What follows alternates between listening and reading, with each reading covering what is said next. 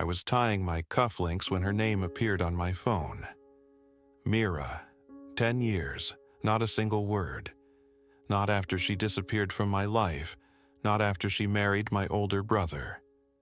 And now, the night before my wedding, her name lit up the screen like it had never left. The message was simple. "Can we talk, please?" My hands froze. My heart didn't race, it stopped. Mira, the girl who taught me to love and left me without a goodbye, was here. At the hotel, attending the wedding, not as a guest, as family, as my sister-in-law. If you've ever had to smile through a heartbreak the world never knew about, hit like and subscribe. Because this story isn't just about a wedding. It's about what was stolen and what came back to be claimed. The suite was quiet, too clean, too perfect. Emily, my fiancée, had left half an hour ago to join her bridal party. She kissed me on the cheek, smiled the way she always does when I'm overthinking, and said, "Tomorrow is for us." I believed her, or I wanted to. Emily was everything I thought I needed. Steady, kind, smart, and unconnected to my past. We met in New York at an architectural expo. She liked my lecture on urban renewal. I liked the way she asked questions no one else dared to. We built something real, or I thought we did, until now. Mira. 10 years ago, she was my entire world. My childhood best friend, my first kiss, the first girl who ever looked at me like I was more than just Alex's younger brother. We were inseparable in high school. She'd sneak into my backyard through the gap in the fence, and we'd lay on the trampoline watching planes blink across the sky.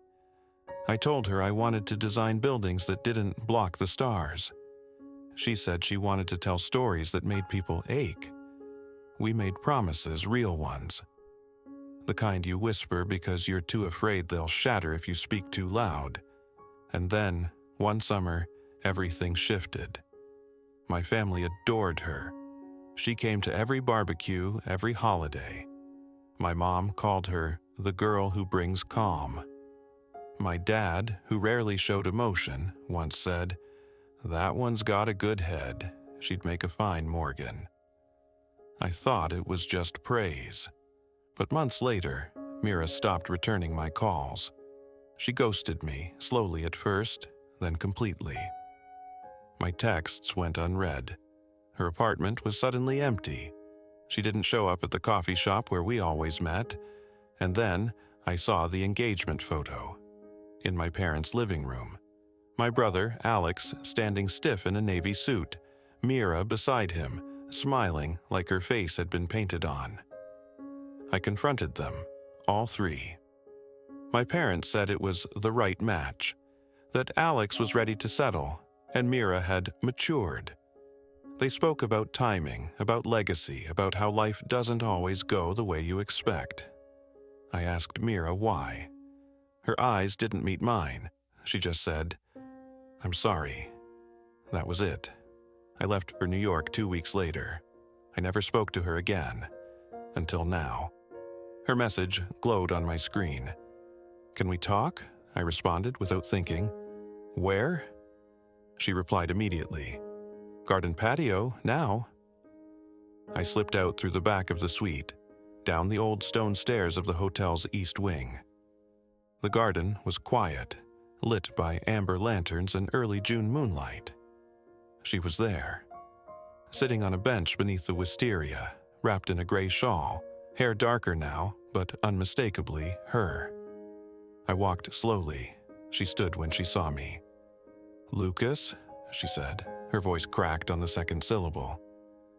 I said nothing, just stood there, taking in the years we lost, the years she stole. "I shouldn't have come to you like this," she said, but I couldn't stay silent anymore. My throat felt like sand. "Why now?" She looked up at me, eyes glassy. "Because I didn't choose any of it, not then, not him, not that life." The words didn't make sense. "What are you talking about?" "They made me," she said. "Your parents. They gave me ultimatums.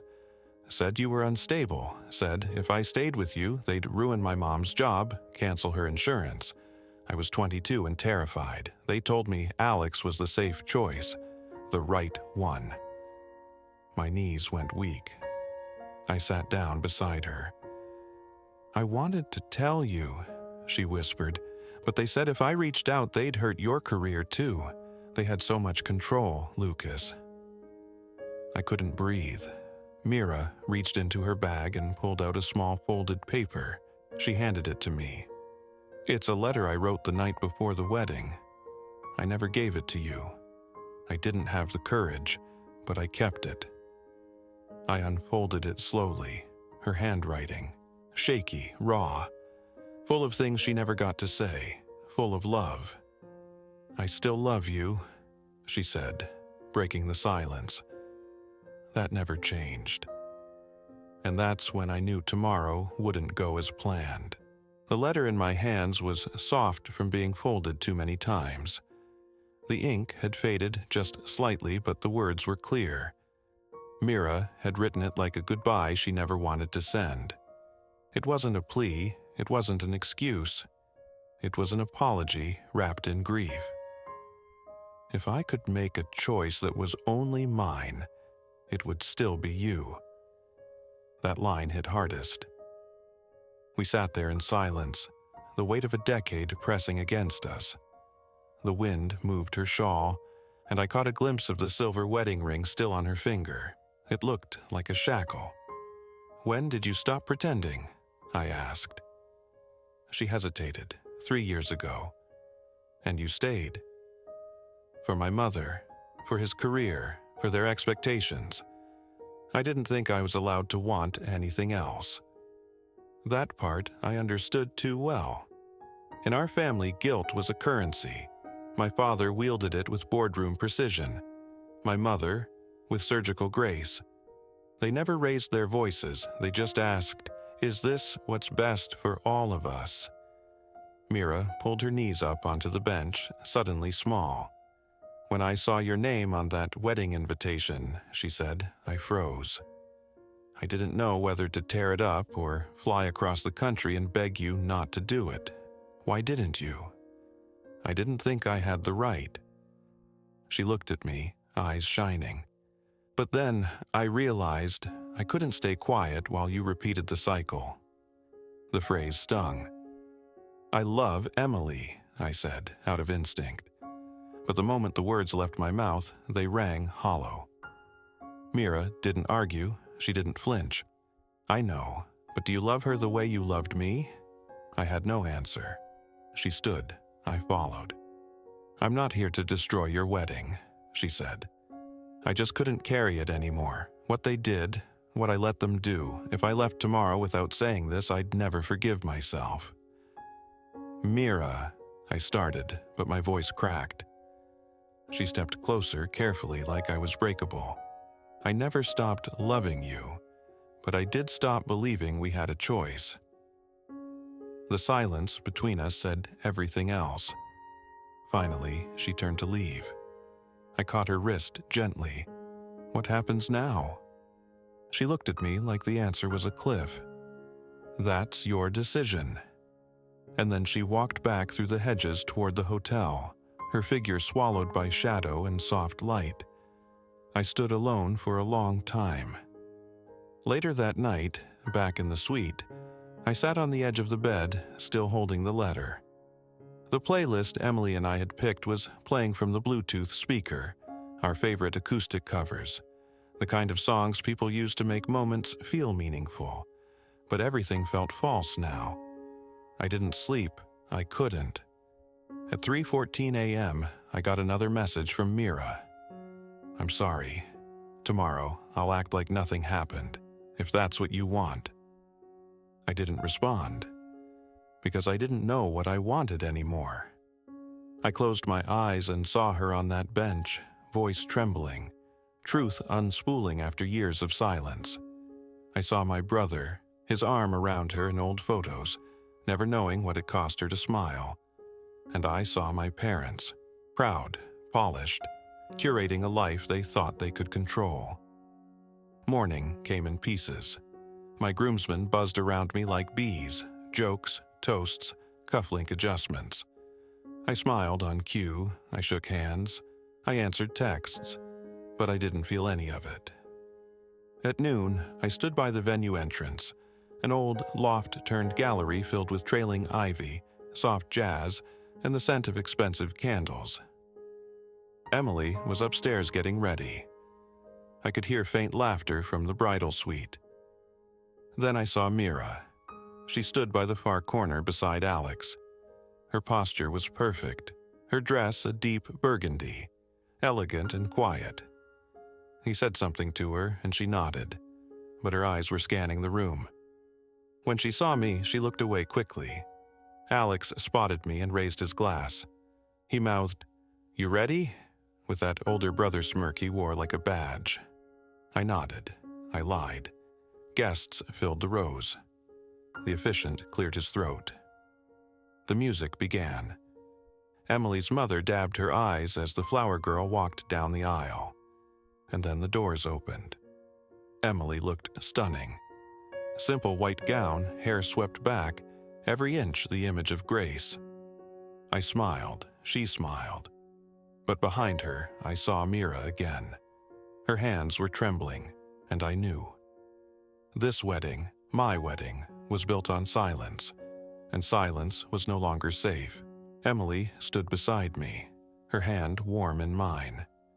The officiant was speaking, something about journeys and union, about love being a choice renewed each day. I heard the words, but none of them reached me. I was staring at Mira. She sat in the second row beside Alex, spine straight, face calm, but her fingers clutched the program in her lap like it was a lifeline. Her knuckles were white. She wouldn't look at me.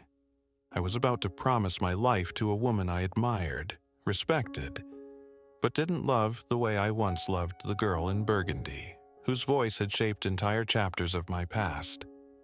The officiant said my name. "Lucas?" he repeated gently. I blinked. "Yes," I said, but even I didn't believe it. Emily's smile faltered for the first time. The vows began. Hers first. She spoke softly, earnestly, talked about how I made her feel seen, how I gave her calm in a world that never slowed down. She was graceful, honest, too honest. Then it was my turn. I took the card from my pocket. The vows I'd written last week, full of promises I thought were true. But the words blurred. I looked at Emily, then at the crowd, then at Mira, and something broke. "I'm sorry," I said. The officiant froze. Emily's brow furrowed. "I can't say these," I continued, "because I'd be lying, and today isn't about lying." The silence spread like a wave. Emily's mouth parted, but no sound came. Her hand slipped from mine. In the second row, Mira stood. Alex whispered something to her, grabbed her wrist. She shook him off. Then she stepped forward. "I didn't plan to do this," she said, her voice shaking, projecting across the gallery. "But I can't let someone else carry the weight of my silence." Guests turned. Murmurs rippled. "I was in love with Lucas," Mira said. 10 years ago, I was ready to build a life with him, and I was taken away from it. Not by choice, but by pressure, family pressure. My parents shifted uncomfortably. My father's jaw locked. My mother reached for his hand but missed.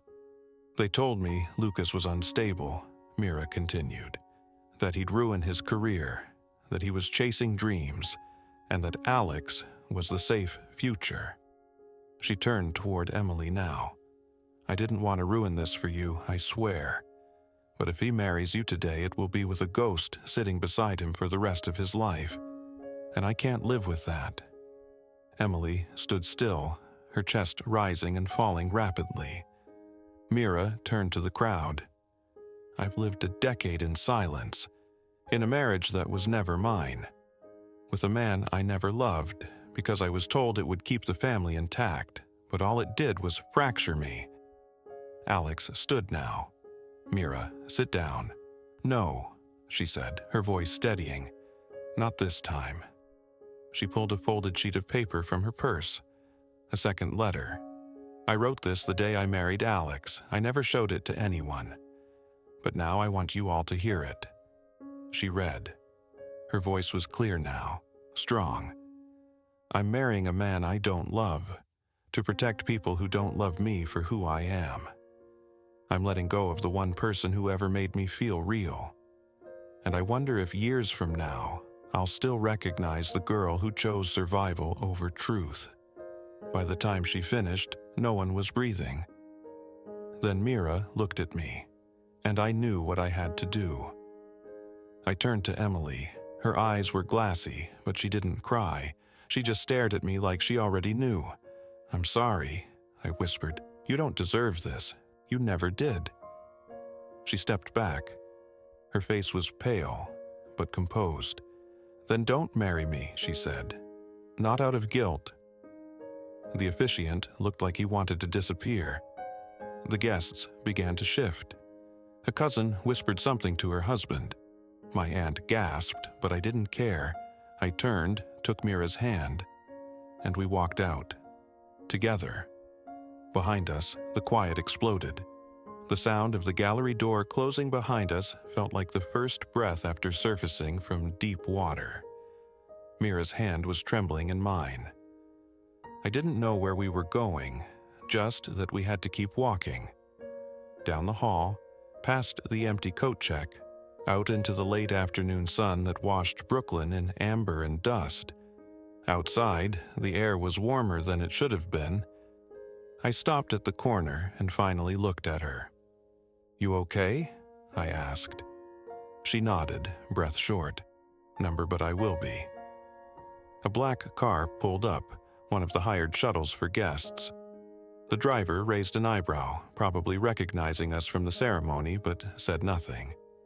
We got in, told him to drive, didn't say where. I stared out the window, watching buildings blur past like memories I didn't want to hold on to.